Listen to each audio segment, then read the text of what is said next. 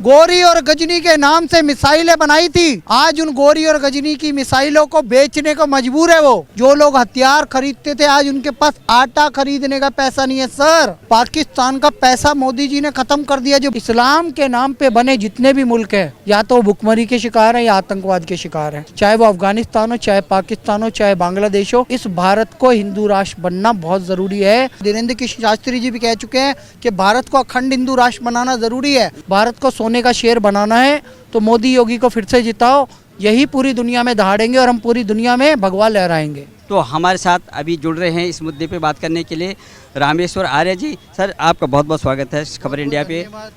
जैसे कि हम देख रहे थे कि जो ये उथल पुथल मच रही है, चाहे वो हिंदू राष्ट्र की बात हो, चाहे वो जो है जमीयत का जो है बहुत बड़ा जमवाड़ा हो, तो उसमें आप क्या देखेंगे? आप किस तरह से देखते हैं इस तरह से क्या हो रहा है ये देश में? मैं यही कहना चाहता हूँ मोहन जी, खबर इंडिया के माध्यम से, भारत हिंदू राष्ट्र बन के रहेगा। आप सोच के तो देखो, आज हम विकासशील देश हैं, लेकिन विकसित देशों को रोजगार दे रहे हैं। 10,000 तो नौकरियां हमने अमेरिका में पैदा कर दी। जो बिडेन मोदी जी को फ़ोन करके धन्यवाद दे रहा है। एयरबस और बोइंग हमने मंगवाए हैं भारत के लिए। जितना 75 सालों में एयरपोर्ट नहीं बनवा पाई कांग्रेस, मोदी जी ने 9 साल में बनवा दिए, उससे ज़्यादा। ये है विकास। आज रोड इंफ्रास्ट्रक्चर में नंबर 1 हम, मोबाइल मैन्युफैक्चरिंग में वर्ल्ड में दूसरे नंबर पे हम। आज एप्पल की बड़ी यूनिट यहाँ लग रही है। योगी आदित्यनाथ जी जो एक सूबे के मुख्यमंत्री है, उत्तर प्रदेश, जो अब उत्तम प्रदेश के नाम से जाना जाता है, 82 लाख करोड़ का इन्वेस्टमेंट लेके आ रहे हैं। 33 लाख करोड़ तो अभी उत्तर प्रदेश समिट में आ चुका है। आप सोच के देखिए, 5 लाख ट्रिलियन इकोनॉमी का 2025 तक का टारगेट मोदी जी ने दिया, और योगी जी ने 1 लाख ट्रिलियन डॉलर की इकोनॉमी का तो इन्वेस्टमेंट और बनाने का उत्तर प्रदेश की तरफ से ही योगदान दे दिया।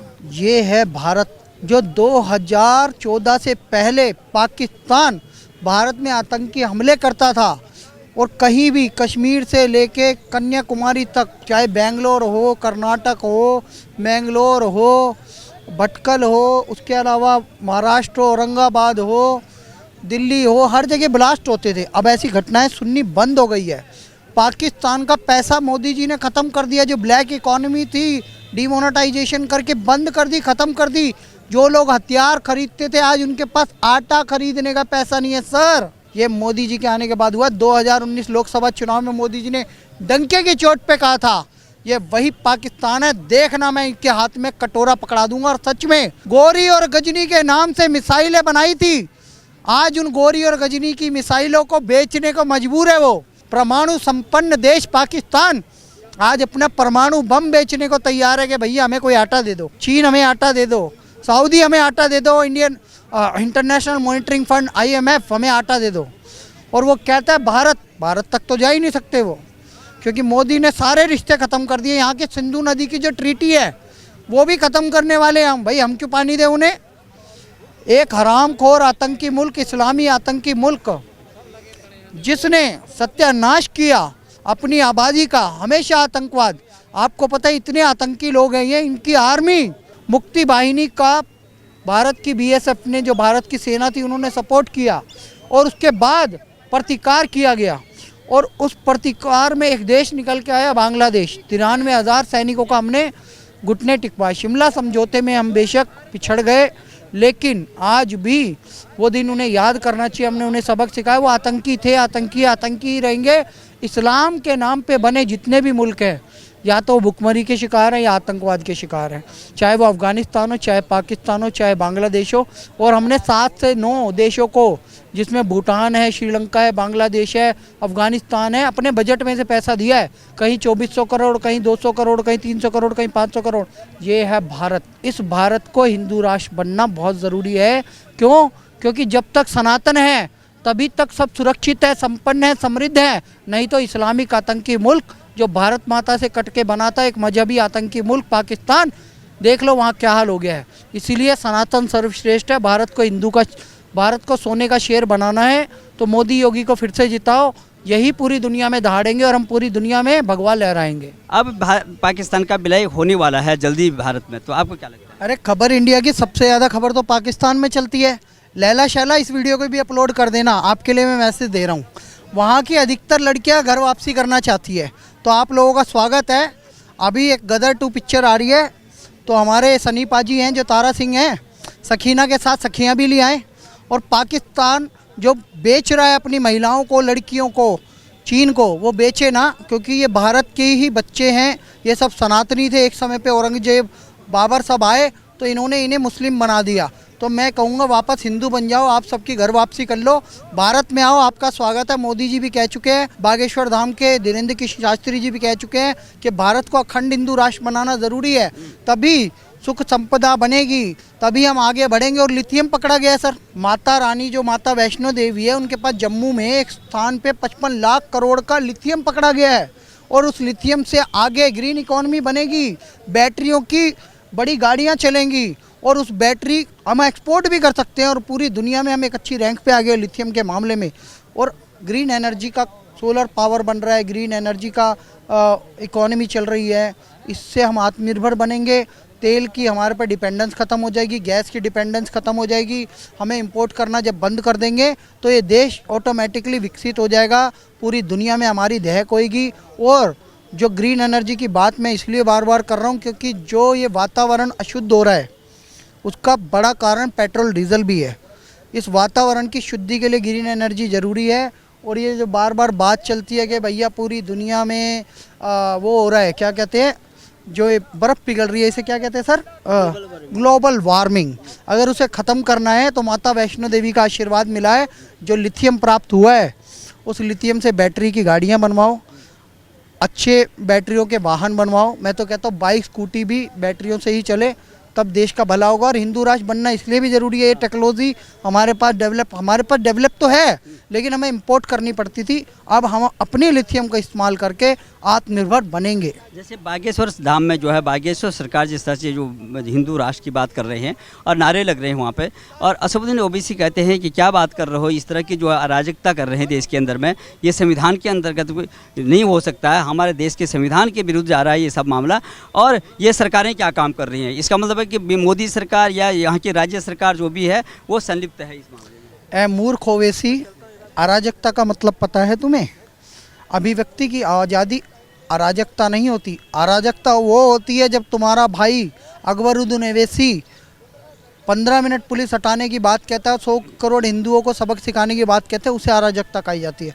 अराजकता उसे कहा जाता है जब तुम कहते हो मोदी तो हिमालय चले जाएंगे, योगी तो मठ में चले जाएंगे, तब तुम्हारा क्या होगा, उसे कहते हैं अराजकता वाला बयान। अराजकता उसे कहा जाता है जो तुम दंगे करते हो, मस्जिदों से पत्थर बरसाते हो, कानपुर की और रामनवमी पे या हनुमान जयंती पे पत्थर बरसाते हो, उसे अराजकता कहा जाता है। हिंदू राष्ट्र की मांग को अराजकता नहीं कहा जाता, क्योंकि भगवान राम का देश है, कृष्ण का देश है, महादेव का देश है। यहाँ तो हिंदू राष्ट्र की मांग हो गई। हम वो देश हैं जो माताओं को पूजते हैं। तुम दिखा दो एक उदाहरण, कोई मौलाना के साथ मौलानी भी बनी हो, तुम कोई एक ऐसा उदाहरण सिद्ध तो करके दिखाओ। हमारे यहाँ महामंडलेश्वर तो किन्नर भी है, यहाँ आचार्य महिलाएं भी हैं, पंडिताइन भी हैं, सब कुछ मिल जाएगा। आपको शिक्षा दे रही हैं, प्रधानाचार्य भी हैं, लेकिन आप उदाहरण तो सिद्ध करके दिखाओ, ये हमें ज्ञान दिखाएंगे। हिंदू राष्ट्र इसलिए ज़रूरी है क्योंकि वेद उपनिषदों पे कोई टिप्पणी ना कर पाए, रामचरितमानस कोई जला ना पाए, कोई गीता को ना जला पाए, कोई हिंदू विरोधी फिल्म ना बना पाए। पीके की तरह भगवान शिव, पीके फिल्म में जैसे भगवान शिव को भागते हुए दिखाया और भगवान के चित्र लगा के उसने अपने बैग पे टॉयलेट करके दिखाया, वो वैसी कुकृत्य ना कर पाए। कोई बॉलीवुड में ऐसी फिल्म ना बनाए जो हिंदू विरोधी है। इसलिए हिंदू राज जरूरी है, सनातन राज जरूरी है। जैसे कि योगी जी ने बोला, भारत का पहला धर्म सनातन धर्म है। पहला जो धर्म है वो राष्ट्रीय धर्म सनातन धर्म है। अभी तो मुझे लगता है सऊदी अरब के मौलानाओं से पूछो ना, जो यहाँ पे हज करने जाते हैं, मक्का मदीना, भाई वो यहाँ पे थोड़ी है, वो तो सऊदी में है। तुम श्रीलंका का नाम ले रहे हो तो श्रीलंका में तो वहाँ बौद्धिज्म है। श्रीलंका तो रावण की भूमि है, हम तो ये भी कहते हैं।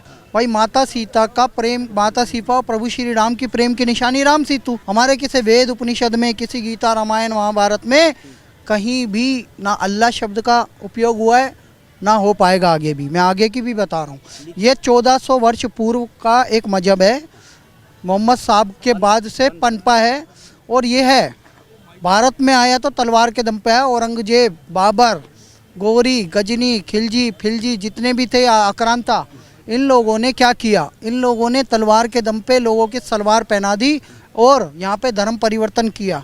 या तो लालच में करा, या तलवार से किया। इनमें इतनी औकात नहीं है कि हिंदुओं की तरह सहृदयता से, जैसे हरे रामा हरे कृष्णा मूवमेंट चल रही है, हम सहर्ष लोगों से घर वापसी करवाएंगे, ज़बरदस्ती नहीं। किसी को आटे का और चावल का लालच नहीं दिया जाएगा। हम सिर्फ ये बोलेंगे कि भैया यहाँ सबका स्वागत है, ये रामकृष्ण का देश है, सबका स्वागत करता है। यहाँ पे रामनवमी मनाई जाती है, विजयदशमी मनाई जाती है, नवरात्रे मनाए जाते हैं, महिलाओं को पूजा जाता है। ये पूजा करने वालों का देश है। यहाँ पे लक्ष्मी नारायण है, यहाँ पे सीता राम है, पहले माताओं को दिया जाता है स्थान। यहाँ तो महिलाओं का अपमान ही नहीं है।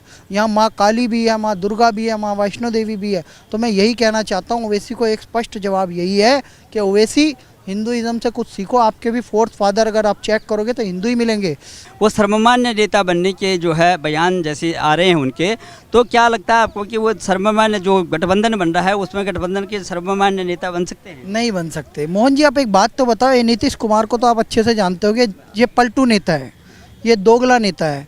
इसने कभी अपने दम पे सरकार बनाई है? हमेशा कभी जेडीयू, कभी बीजेपी, किसी किसी का समर्थन लेके सरकार बनाई है, ठीक है ना। जेडीयू ने कभी आरजेडी का समर्थन लिया है, कभी बीजेपी का।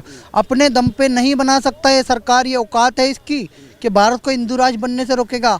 जैसे प्रभु श्री राम का हमने डंके की चोट पे मंदिर बनवाया है, वैसे ही हम हिंदू राष्ट्र बनवाएंगे। संसद में सारे हिंदूवादी सनातनियों को पहुंचाएंगे, शपथ दिलवाएंगे कि भारत को हिंदू राष्ट्र घोषित करो, क्योंकि अब ये देश सिविल वार की ओर है। तानाशाही के तहत सेकुलर वर्ड जोड़ा था। हम लोकतांत्रिक प्रक्रिया से राज्यसभा और लोकसभा में बिल पास करके हिंदू राष्ट्र, सनातन राष्ट्र घोषित करवाएंगे भारत को संवैधानिक रूप से। यहाँ संविधान का सम्मान होगा, अपमान नहीं। और ये देश लोकतांत्रिक है, और यहाँ पे जिसके पास संख्या बल है, जिसके पास संख्या बल है उसकी विजय होती है, और जिसके पास संख्या बल है वही हिंदू राष्ट्र घोषित कराएगा। हमारी संख्या 120 करोड़ है। हम डंके की चोट पे भारत को हिंदू राष्ट्र घोषित करवाएंगे। ये भारत हिंदू राष्ट्र बनेगा, जल्द से जल्द बनेगा। कोई नहीं रोक सकता, कोई नहीं रोक सकता, कोई नहीं रोक सकता।